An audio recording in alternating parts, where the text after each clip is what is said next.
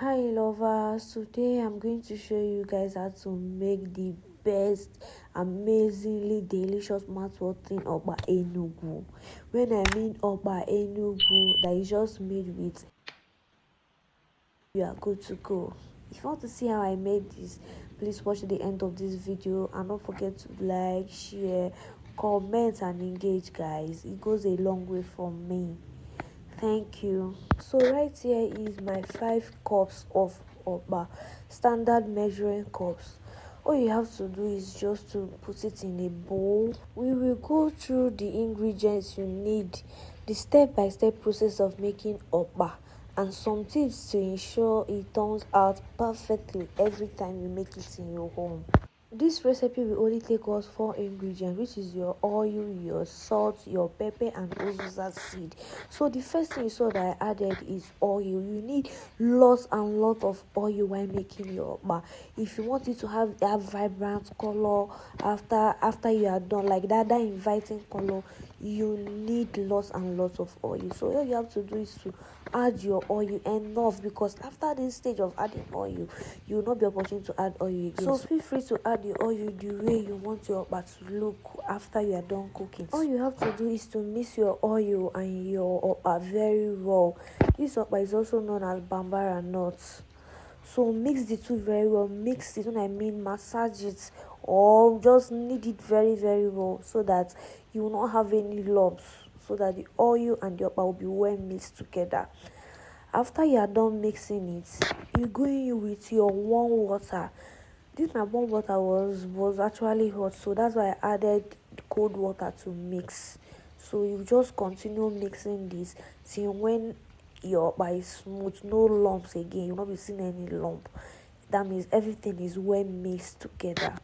You can see how thick it is. Don't worry, we're losing it up a bit. Now this is my uziza seed and my pepper. All I did was to blend my uziza seed and then chop my pepper, because I don't want a smooth texture. I want a rough texture for my pepper. So this is me continuing mixing it. I have to go and wash my hand. I use my spatula now, because right now it is already mixed. Like half of the job is done. So you add your remaining 3 ingredients, which is your uziza seed that you have blended, your chopped pepper and salt, and stir everything together. This is me testing it. It still needs a little water and salt, so I just adjusted it. So you mix this thing when this thing is in between, not too thick, not light, not watery, just in between, so that your Okpa will come out good and solid. While mixing the Okpa, I've already added my water to my boil to bring it to a boil, because you need hot water, not cold water. So I'll be using this measuring cup to make sure I get the same size, same quantity of all of them, and I'll be using this nylon for it. If you have any other thing that you want to use and tie your Okpa or put your Okpa inside to cook, you're free to do it, please. So I will show you guys how to tie this Okpa. As you are seeing in your screen, you have to make your Okpa to be tight, so that it will not burst in your pot.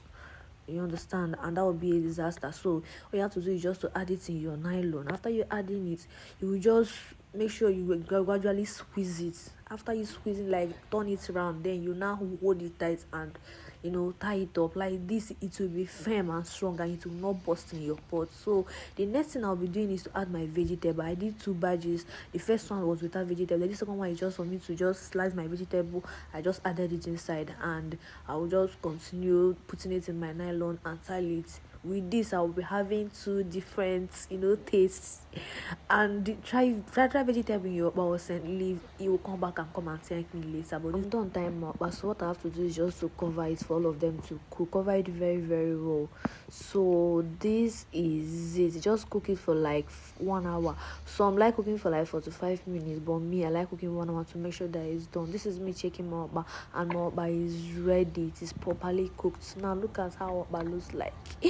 It is giving already. Do you know that enugu Okpa is not only delicious but also packed with nutrients, and it also helps you gain weight? Many people think that making Okpa is complicated, but with this step by step I just showed you guys, you will see how simple and rewarding it can be to make your own Okpa. the moment of truth arrives when we unveil the cooked okpa, showcasing its fluffy texture and inviting aroma that will make your mouth water. Yes, guys, see the way my okpa is looking. This one is the one with vegetable. Are you seeing the color? Are you seeing it from the screen already? You can tell that it tastes so great. Like, this is the best okpa you will make, and when you make this for your family will keep asking you to make okpa for them. I don't know why people find this okpa complicated though. I don't just know. I even used to see some people put crayfish and onions in their okpa.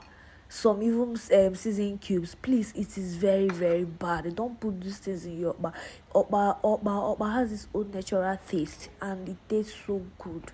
If you enjoyed this recipe, be sure to like, share, and leave a comment with your thoughts. And don't forget to follow me for more tasty recipes. Bye. See you in my next video.